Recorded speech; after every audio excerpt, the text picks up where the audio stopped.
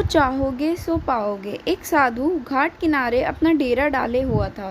वह वहाँ धूनी रमाकर दिन भर बैठा रहता था। बीच बीच में ऊंची आवाज में चिल्लाता, जो चाहोगे सो पाओगे।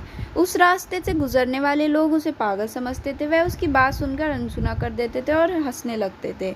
एक दिन एक बेरोजगार युवक उस रास्ते से गुजर रहा था। साधु की चिल्लाने की आवाज़ सुनकर उसके कानों में पड़ी, जो चाहोगे सो पाओगे, जो चाहोगे सो पाओगे। यह वाक्य सुनकर वह युवक साधु के पास गया और उसने पूछने लगा, बाबा आप बहुत देर से जो चाहोगे सो पाओगे चिल्ला रहे हो, क्या ये सच है? अब मैं पा सकता हूँ? साधु बोला, हाँ बेटा, लेकिन पहले तुम मुझे ये बताओ कि तुम पाना क्या चाहते हो। बाबा मैं चाहता हूँ एक दिन मैं हीरो का बड़ा व्यापारी बनूं, क्या आप मेरी ये इच्छा पूरी कर सकोगे? युवक बोला, बिल्कुल बेटा, मैं तुम्हें एक हीरा और मोती देता हूँ, उन्हें तुम जितना चाहे हीरा मोती बना लेना। साधु बोला। साधु की बात सुनकर युवक की आंखों में आशा की ज्योति चमक उठी। फिर साधु ने उसे अपनी दोनों हथेलियां आगे बढ़ाने को कहा। युवक ने अपनी हथेली साधु के सामने कर दी।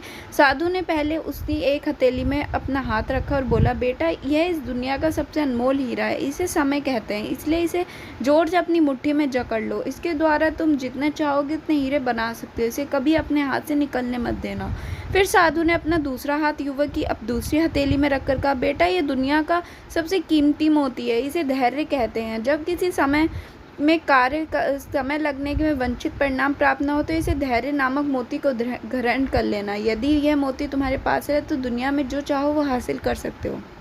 युवक ने ध्यान से साधु की बात सुनी और उन्हें धन्यवाद कर वहां से चल पड़ा। उसे सफलता प्राप्ति के 2 गुरु मंत्र मिल गए थे। उसने निश्चय किया कि वह कभी अपने समय व्यर्थ नहीं गवाएगा और सदा धैर्य से काम लेगा। कुछ समय बाद उसने हीरो का एक बड़ा व्यापारी के यहाँ काम प्रारंभ किया। कुछ वर्षों तक वह दिल लगाकर व्यवसायिक गुरु सीखता रहा। एक दिन अपनी मेहनत और लगन से उसने सपना साकार कर लिया और हीरो का बड़ा व्यापारी बन गया। कहानी, जो पाओगे सो पाओगे।